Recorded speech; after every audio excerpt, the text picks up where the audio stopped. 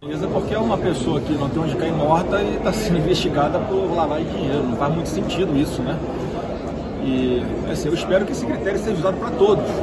Alguém, investigadores procurando pelo novo, ou seja, mesmo sem ter nada, independente do sobrenome. Tomara que isso vira uma praxe agora, porque ao que parece é mais uma vez uma perseguição desenfreada em cima de Bolsonaro e todo o seu entorno. Senador, a defesa do presidente Bolsonaro tem dito que ele vai pedir ao TCU para devolver, para o TCU entregar de volta as joias, que as joias são dele, de uso pessoal dele. Eu queria que o senhor... Eu acho que tem que ser a mesma regra para todo mundo. E se o Lula está usando um Piaget quase 100 mil reais no pulso, inclusive nunca foi identificada a entrada em acervo nenhum dessa peça, ele está podendo usar, tem que devolver também para o presidente Bolsonaro. É um critério para todo mundo. Eu acho que o caminho vai ter que ser uma construção legislativa, porque está óbvio para todo mundo que tem um hiato legal em cima disso e que tem que ter um regulamento daqui para frente, independente de quem seja o presidente. Interessante aí no final ele fala sobre o que a Mônica Bergamo nos trouxe aqui de informação, né, que é realmente isso. Se o Lula está usando o Piaget dele, por que Bolsonaro não pode usar o Rolex, não pode usar o que ele recebeu de presente, a justificativa dele? E diz que essa operação não tem nem pé nem cabeça aí e que ele não tem onde cair morto, foi o que ele falou, né?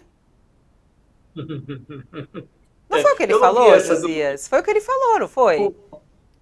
Ouvi esse trecho não de não ter onde cair morto, mas ele, diferentemente do pai, tá, pelo menos é solidário com o irmão, né, Fabio? Em relação ao caso das joias, eles estão se apegando muito a esse detalhe, né, que o Lula... E parece que o Lula está mesmo lá, durante a campanha ele falou, olha, isso aí foi um presente que eu ganhei, ele faz até um xiste ali, uma piada, em relação à possibilidade de vender o presente para usar na campanha, e não fica bem, né, para o Lula. Agora, usar a eventual transgressão de um para justificar a sua própria transgressão também não me parece o melhor caminho, né? E aí eles jogam sempre no limbo. Não, tem um vácuo legal. Não tem vácuo nenhum. Existe uma lei, a lei foi interpretada pelo TCU. Aliás, em cima dessa lei, o Michel Temer fez um decreto que dava a entender que as pessoas poderiam levar os presentes, e o próprio Bolsonaro revogou esse decreto, Fabiola. O Bolsonaro fez um contra-decreto para dizer que não tem nada de presente pessoal, não tem nada de levar presente para casa. Depois ele transgride, ele desrespeita o seu próprio decreto. Então, evidentemente, tudo pode ser aperfeiçoado, a legislação pode ser aperfeiçoada, mas existe uma lei, o Tribunal de Contas da União, a quem cabe fiscalizar essa lei, já disse o que diz, o que deve ser, como essa lei deve ser aplicada. O Lula devolveu lá um sem número de presentes, a Dilma devolveu também. Se o Lula está lá com um relógio Piaget, que não deveria estar no braço dele, que devolva também. Agora, ficar citando transgressões alheias para justificar os seus próprios podres não parece o melhor caminho, mas eles jogam nesse limbo. Ah, não, a legislação não é clara.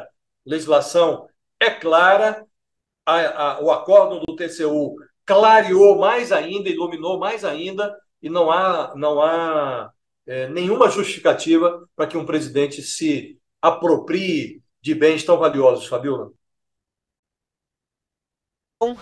Que atinge o filho do presidente Jair Bolsonaro, 04. A Juliana Dalpiva, nossa colunista, repórter aqui do UOL, acaba de trazer a informação para a gente que nessa operação foram apreendidos o celular de Jair Renan Bolsonaro, um HD e alguns papéis com anotações eleitorais de Jair Renan Bolsonaro. Isso foi apreendido, inclusive, nessa operação da Polícia Federal. O filho 04 do ex-presidente foi alvo de busca e apreensão. A operação se chama Nexum e foi deflagrada pela Polícia Civil do Distrito Federal. Os investigadores apuram o esquema de estelionato, falsificação de documentos, sonegação fiscal e lavagem de dinheiro.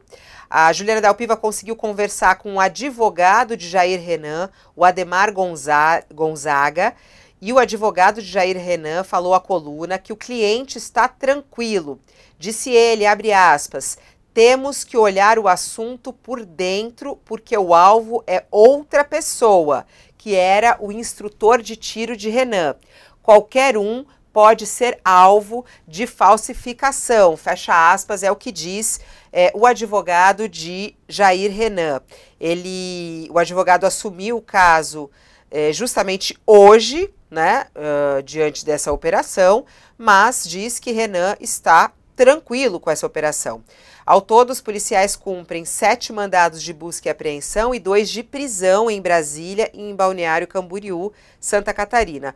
O principal alvo da operação seria o suposto mentor desse esquema, que já foi alvo de 2 outras operações da Polícia Civil do Distrito Federal nesse ano, que é a Operação Sucedere e Falso Cocho. Maciel Carvalho, que tem 41 anos e que era justamente esse instrutor de tiro de Jair Renan e que foi preso em janeiro desse ano. E o Maciel, que é o alvo do mandado de prisão preventiva.